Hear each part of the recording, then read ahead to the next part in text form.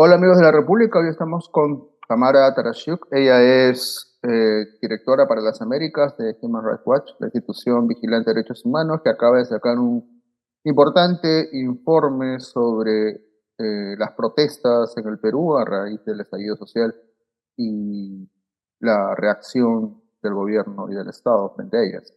Eh, Tamara, bienvenida, muchas gracias por aceptar la entrevista. Muchas gracias, Enrique. Es un gusto estar aquí contigo. Lo primero que le quería preguntar es lo siguiente: ¿se puede hablar ya entonces de ejecuciones extrajudiciales en el Perú? Eh, sí, este informe lo que hace es documentar el uso excesivo de la fuerza en el marco de las protestas que ocurrieron entre diciembre y febrero pasados. Hemos documentado instancias de violencia por parte de los manifestantes, aunque las manifestaciones fueron mayormente pacíficas. Pero lo que mostramos en este informe es que la respuesta ha sido absolutamente desproporcionada e indiscriminada. Y dentro de esa respuesta lo que hemos encontrado es que hubo 49 muertes de manifestantes y transeúntes. 8 de estos casos eran menores de 18 años. Y dentro de este mundo de casos, en al menos 39, según la evidencia que revisamos, las víctimas tenían heridas de bala. En unos 5 casos fueron víctimas de perdigones por escopeta, y lo que encontramos y nuestra conclusión es que en estos casos hay evidencia de que podrían ser ejecuciones extrajudiciales o arbitrarias, y esto significa que el Estado es responsable. Hay distintos elementos para eso, ¿no? Para poder determinar que llegan a este nivel. Fueron cometidas por agentes del Estado, fueron hechos deliberados y fueron muertes sin ningún tipo de garantías judiciales. Es decir, hubo un excesivo uso de la fuerza. Eso ya está claro desde la perspectiva de ustedes, por lo menos, ¿correcto? Sin ninguna duda. Ajá. La violencia existió, hubo bloqueos Ujú. de carreteras, un policía muerto, daños a los edificios, pero la respuesta fue brutal Desproporcionado. y desproporcionada.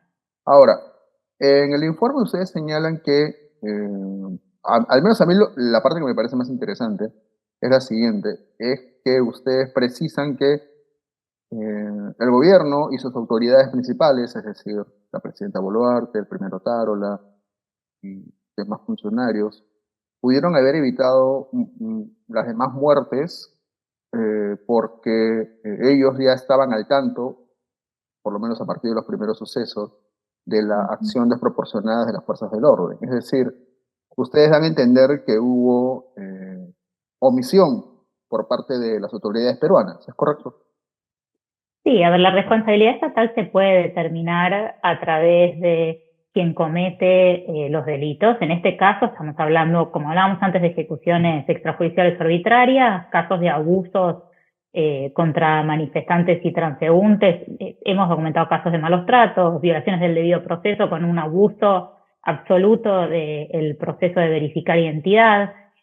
Pero no es solo quien comete esos hechos en la práctica quien debe ser investigado, Pero que los sino también permiten.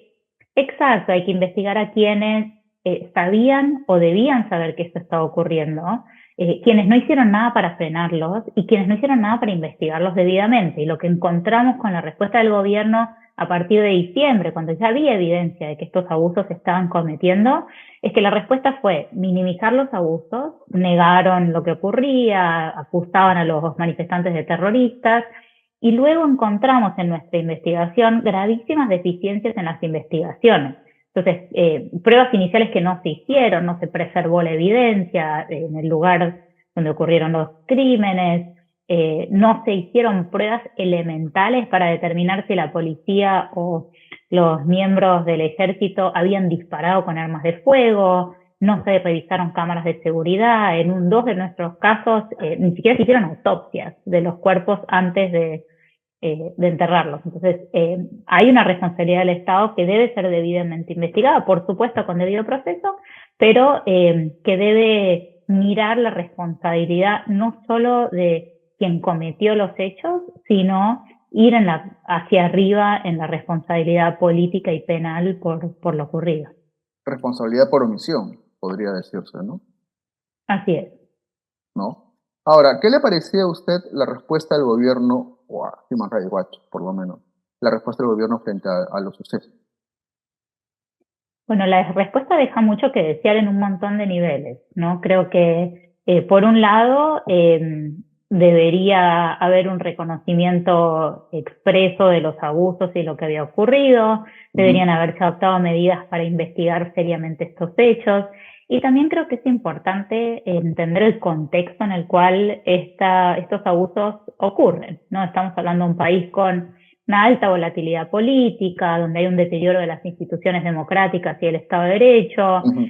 en un contexto de denuncias graves de corrupción, impunidad por violaciones de derechos humanos que se cometieron en el pasado, incluyendo en las protestas del 2020, y todo esto confluye en un contexto de desigualdad donde hay un alto nivel de marginalidad que afecta principalmente a las comunidades indígenas, a las poblaciones en el sur del país. Entonces, el gobierno tiene además la responsabilidad de abordar estos problemas más estructurales que son los que explican cómo llegamos hasta acá, además de la necesidad de una reforma policial que es evidente. Ahora, ustedes en sus recomendaciones, por ejemplo, plantean al gobierno de Boluarte abordar las causas estructurales del descontento social, por ejemplo, entre otras. No están siendo, no sé qué palabra utilizar, medio naif, este, siendo luego de todo el diagnóstico que usted realiza, no están siendo demasiado ingenuos, esa es la palabra que quería encontrar, proponiendo ese tipo de cosas. Es una buena pregunta. El informe tiene muchas recomendaciones. Nosotros tenemos que establecer la responsabilidad del Estado para determinar qué violaciones de derechos humanos y hacemos responsable al gobierno de lo que un gobierno en el poder tiene que hacer para abordar los problemas que documentamos. Una pregunta es si el gobierno debería o no hacer eso. La respuesta es que sí, las recomendaciones son para quien está en el poder lo que tiene que hacer. Me La queda otra es claro. cómo conseguimos que eso ocurra. Sí. Entonces el informe también incluye claras recomendaciones a la comunidad internacional para que exista un pronunciamiento contundente, sobre todo de la región, que hasta ahora ha sido bastante flojito en la mayoría de los países de la región. Estamos también recomendando que exista una comisión internacional que acompañe las investigaciones en el Perú, justamente porque la Fiscalía hasta la fecha no ha hecho un buen trabajo para investigar estos delitos. Y estamos también recomendando que exista un diálogo nacional que genere confianza dentro de la población, y para que esto ocurra es indispensable que exista una respuesta y atención internacional a lo que está ocurriendo en el Perú. No pretendemos que de la noche a la mañana el gobierno que ha estado detrás de esta represión sea quien mágicamente solucione los problemas, pero sí pretendemos poner sobre la luz pública qué es lo que realmente está ocurriendo, cuáles son las obligaciones y trabajar con otros factores que puedan influir para que eso ocurra. Ahora, sin presión internacional esto es complicado. Ustedes tienen un apartado sobre el comportamiento de otros países. ¿Por qué cree usted, Human Rights Watch en todo caso, eh, que la posición internacional, regional, ha sido tan laxa? ¿Factores Yo ideológicos posiblemente?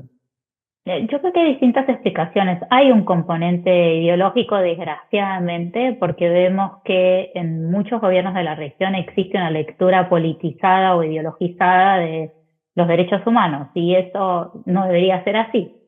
Cuando hablamos de derechos humanos tendríamos que poder cuestionar hechos como los que ocurrieron en Perú este año, independientemente de la ideología de la víctima o el victimario. Y eso no lo hemos visto. La respuesta de países como Argentina, México, Colombia, sin que no cuestionaron el golpe de Estado fallido del expresidente Castillo, que no hablaron de manera contundente de lo que estaba ocurriendo en el país, es una vergüenza. Pero no es solo ideológica, también desgraciadamente en los primeros meses de esto no vimos una condena fuerte por parte de Estados Unidos o por parte de Canadá sobre las muertes y la represión en las calles.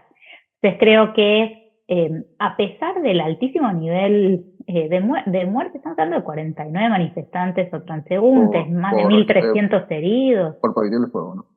Claro. Exacto, perdón.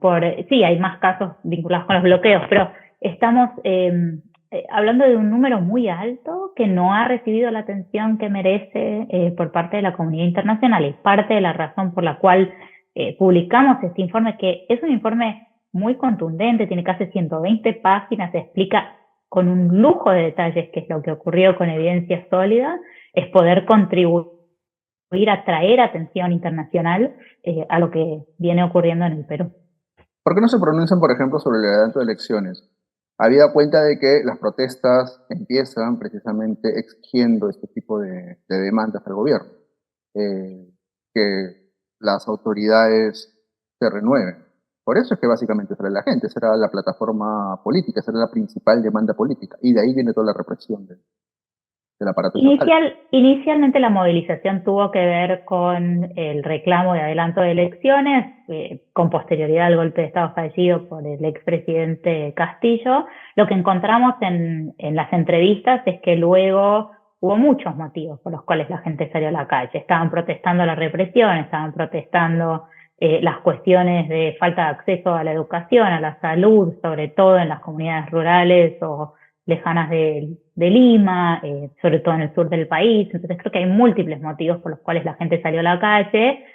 Nosotros no nos pronunciamos sobre la fecha de las elecciones porque va más allá del mandato de documentar violaciones de derechos humanos. Lo que sí te puedo decir es que apoyamos firmemente una salida democrática y dentro del marco de Estado de Derecho a una crisis política.